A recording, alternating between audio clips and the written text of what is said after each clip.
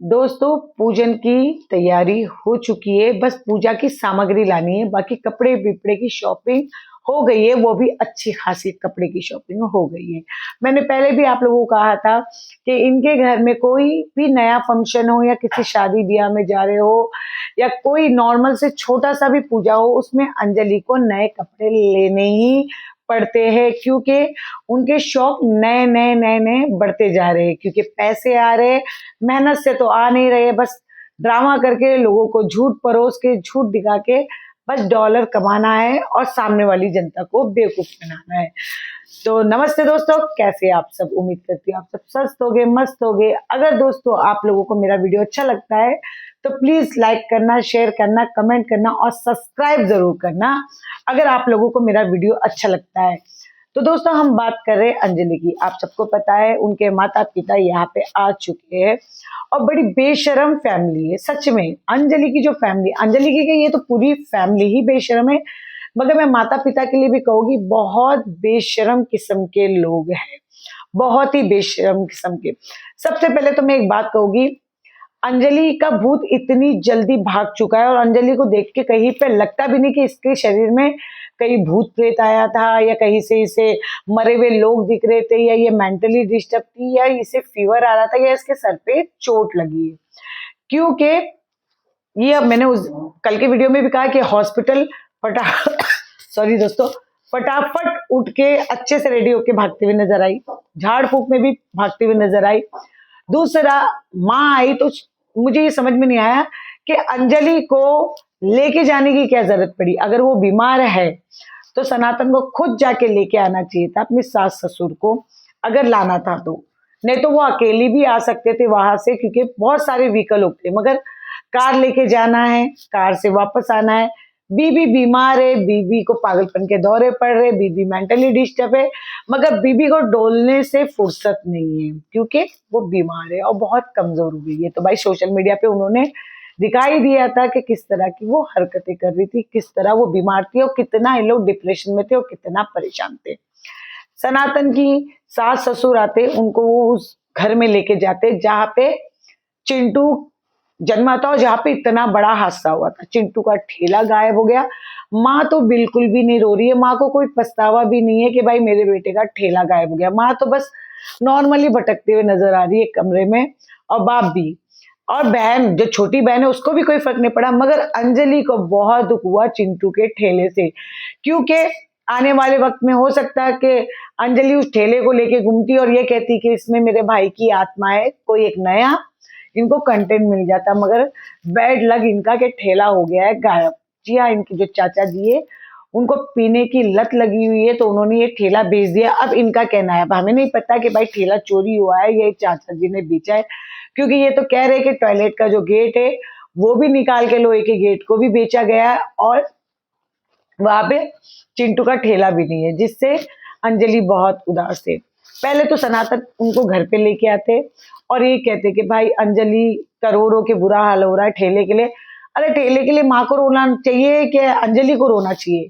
जिसने जन्मा, जिसने बच्चे को जन्मा, जिसने सारी मेहनत की, पाला पोसा बड़ा किया, अंजलि ने तो नहीं किया।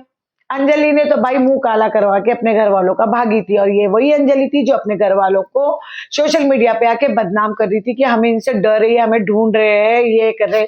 याद है ना, मैंने 2-3 बार ये बात वीडियो में बताई है। मगर अब वो घर वाले बहुत अच्छे हो गए और अंजलि को सबसे ज्यादा रोना आ रहा है। बाकी 3 घर में और बैठे हुए, मगर उनको कोई रोना बिल्कुल नहीं आ रहा है। जो सनातन ये कह रहे थे कि पिताजी आई और सबके लिए कपड़े खरीदने के लिए कहा है, यानी मेरे घर वालों के लिए भी, जो इनकी बहन है, उनके बच्चे। आपको देख के दोस्तों लगता है कि सनातन के जो ससुर है वो कपड़े इनको दिलाएंगे, या सनातन की जो सास है वो बिल्कुल इन पे खर्चा करेगी पैसे? ये तो खाली लूट रहे हैं। ये इतने शातिर लोग हैं, इतने शातिर, अंजलि से लेके पूरा इनका परिवार। बहुत अच्छी बात है, इन्होंने घर लिया, इन्होंने प्रॉपर्टी लिया, मगर सास भी कोई कम नहीं है। सास कैसे सीधी बनी रहती थी, कैसे सदमे का एक्टिंग करती थी। मैंने उसको रोता हुआ तो कभी नहीं देखी, चुपचाप ही देखती थी उसे मैं।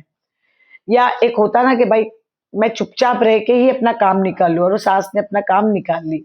अब इन्होंने शॉपिंग करके आए दोस्तों, आपने अगर नोटिस किया होगा जो काजल की इन्होंने साड़ी निकाली वो सबसे साड़ी भारी दिख रही थी। काजल की साड़ी खोली नहीं गई थी, मगर तीनों बहनों के लिए 3 या 4 साड़ी उसने लाई, शायद एक सावित्री के लिए भी लेके आए होंगे। 4 साड़ी उन्होंने सामने रखी।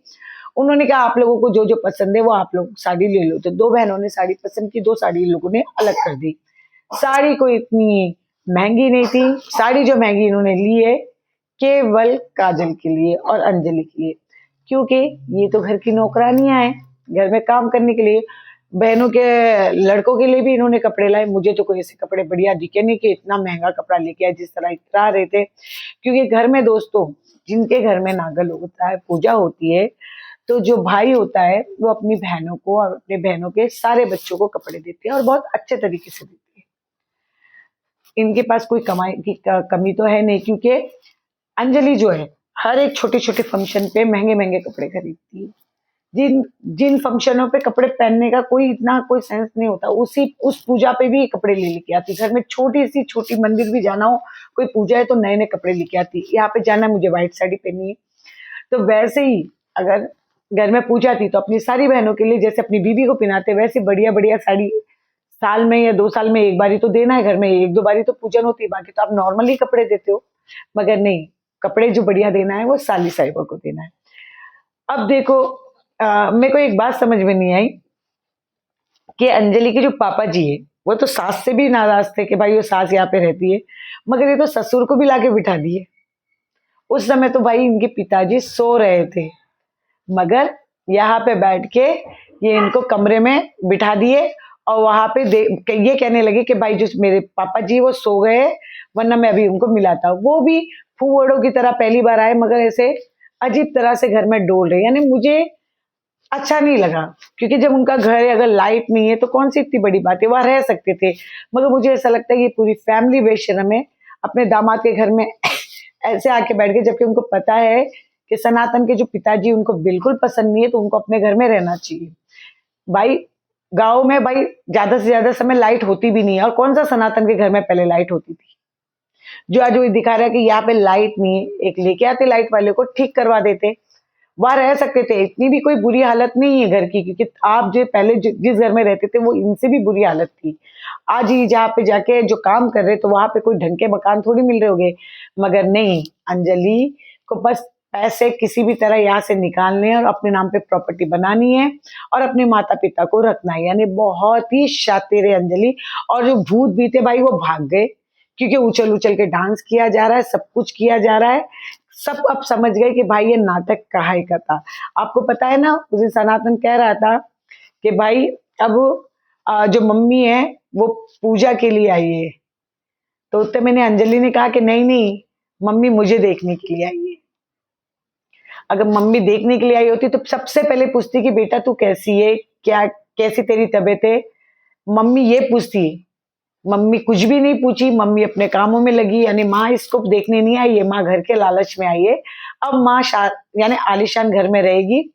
और जो अंजलि के जो बहनें हैं, जो मेहनत बहन लोग मेहनत कर रही है, तभी तो ये आगे बढ़ रही है, घर पूरा संभाल रही है, इनके बच्चों को देख रही है, पिताजी को देख रही है, तभी तो ये आगे बढ़ रही है।